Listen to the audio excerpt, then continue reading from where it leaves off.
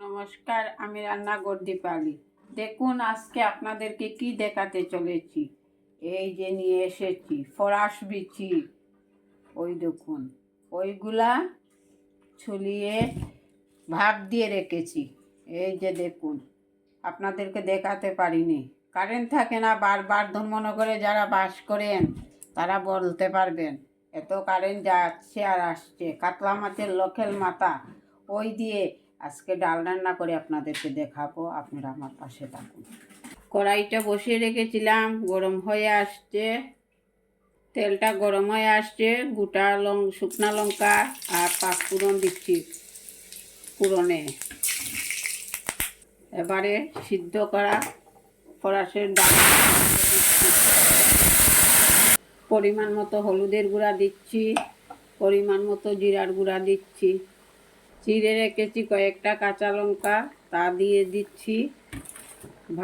এই যে ভেজে রেখেছি কাতলা মাছের লোকেল মাথা, তাও দিয়ে দিচ্ছি। এবারে ধনিয়া পাতা দিয়ে দিচ্ছি। ফরাসের ডালটা ধনিয়া পাতা খুব ভালো মানায়।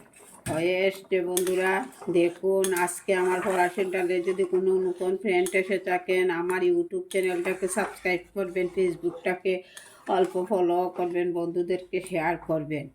হয়ে আসছে ডালটা, হয়ে এসছে। এবার নামিয়ে নেব বন্ধুরা।